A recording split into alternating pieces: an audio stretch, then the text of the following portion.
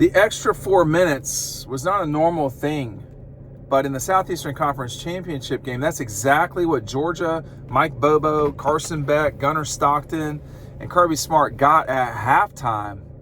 What Georgia didn't know for sure was the severity of Carson Beck's injury. It looked pretty bad.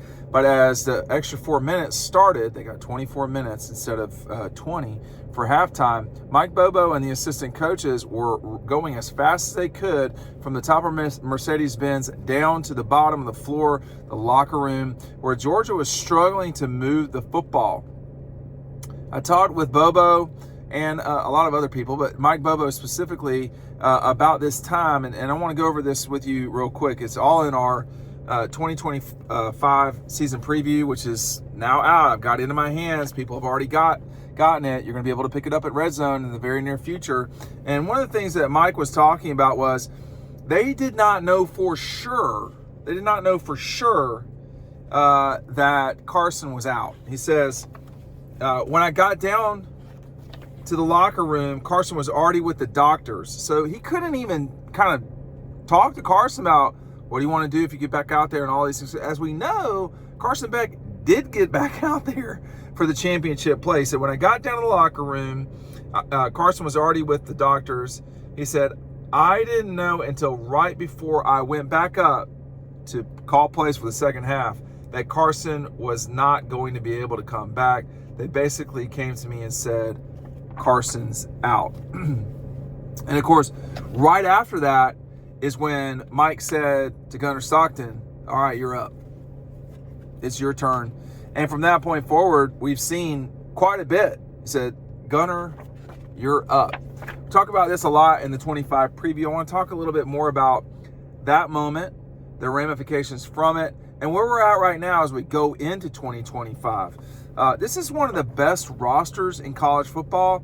It's just not as good as some of the rosters that have been there in the past. As I talk about in the preview, it says the Dogs don't have the depth, don't have the deep elite talent that they did in 2021, but no one does. And that's the question as we get ready for this season. It's right around the corner. We're going to see this quickly. Media days is within 3 weeks. I don't even know. It's not long. And then soon thereafter, we'll be kicking off football. Labor Day, the great American sporting weekend, will be here. My positioning on this is that Texas has the best top to bottom roster, okay, in college football. Ohio State just won the national championship. They're loaded up. And then Georgia. It's those three that have the best, quote, roster. I think Alabama's not that far behind. I think that, Clemson has got a lot of high-level guys. I don't know if Clemson has the depth that you need to really compete for a national championship, but we'll know about that, week one. That's a game, Clemson should win that game. Now, I don't think it's the end of the world if they don't. I don't think it's the end of the world if LSU doesn't win that game, but that's a game Clemson should win. It's at home, yada, yada, yada. But for Georgia, if you're the Dogs, a lot of pressure comes on this guy right here. A lot of pressure is on Gunnar Stockton. And, can he do what Georgia needs him to do to get the job done?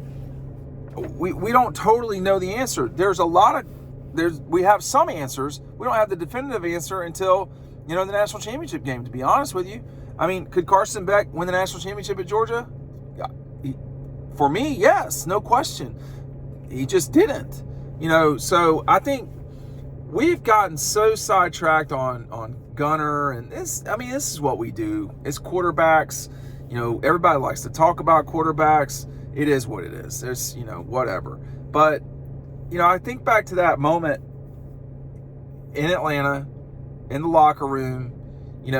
It's a long locker room walk to get to the field. And so what was Gunnar thinking as he turned the corner, turned left, and then had to turn left again to get onto the field in Atlanta?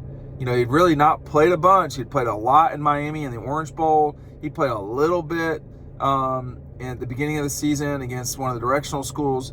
But Gunnar did not have the ability to play in a lot of mop-up duty because Georgia didn't have a lot of mop-up duty like they did in 2022 and to some degree 2023 and certainly 2021. That was a different time. He was thrown literally into the fire, and so it mattered if he was doing all the little things right during practice, because if you're not going to do it right at that time, it's not going to transfer during the games. Like, I've been watching a lot of basketball on a local level here lately. It's a long story for another time. If you can't dribble with your left hand in practice, you're not dribbling with your left hand in the game. You can't shoot with your left hand for layups in practice. It's not happening in games. And so all of these things, people are like, well, this guy's a gamer.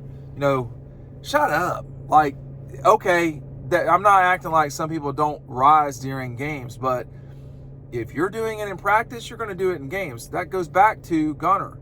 The reason why Georgia had such confidence in him and continues to is they've seen what he can do the whole time. They know what they've got with him.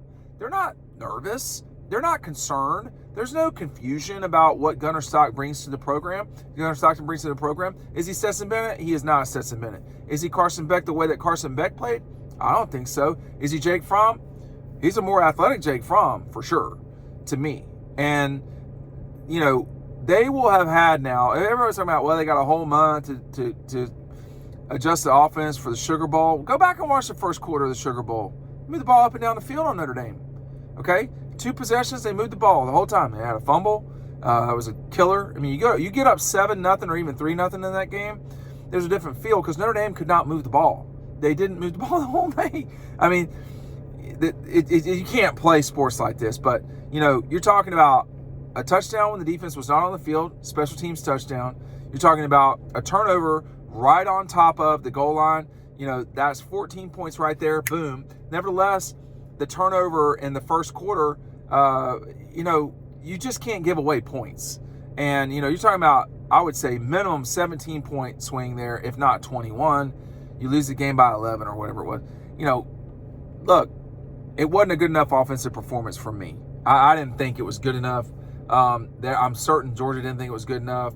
The run game wasn't there. You're sitting there asking, guys to do stuff again, in a game that they're probably not being super consistent in practice if they're being inconsistent in games. And so all of a sudden to put it all together, that wasn't there this year. The defense had to completely, in 2024, the defense really did have to shine. I mean, with the exception, I would say, of the Alabama game and maybe like Mississippi State or, to some degree Auburn, it was really, this defense is just going to have to hold people down. Well, the offense got to score more points, and that's up to Gunner, Mike, Kirby, Stacy. They got to get, it's up to them to have the offense perform. And, as time goes on here, we're going to see what the reality is in terms of this offense. But, Beck was not going to have a great 2024 without a real run game.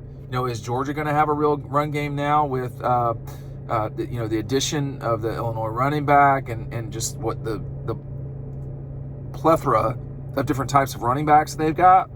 We're going to see. Is the offensive line going to be better if they stay healthy? I think it could. I mean, you don't have better players, I wouldn't say, but the injuries are a real problem last season. I mean, you're talking about your center was out, your guard was out, your best guard was out, you're missing tackles with Ernest Green. There's just too many guys are floating in and out. It needs to be pretty consistent. And with that said, younger guys need to be ready to go. And, you're talking about Calhoun, Juan Gaston, I mean, whoever. I'm not trying to leave people out. But if you don't have the consistency, if you can't bring the ball up in the court in basketball, you're not going to score. If you can't run the ball effectively in football, you're not going to consistently score. You may hit a big ball, but if 14 points is not enough. And so you need to be able to run the football and be effective. But that I would say 30-minute period from the moment that Carson was hurt and clearly just in trouble midfield to the moment that Mike got back up to the coaching booth, that was a pretty pivotal 30 minutes. And you saw what happened after that. I believe they went, they scored 3 of 5 drives, and the last drive was the interception. You don't want that from Gunnar Stockton. Kirby explained that away, but you still can't have that interception. So all of that stuff combined, that was an extremely pivotal 30 minutes. I talk about that in the preview edition. Look, it's been mailed out. A lot of y'all have already gotten your notifications. If you're interested in the 2025 preview, the link is down below. Thanks for watching. We'll see you on the next video.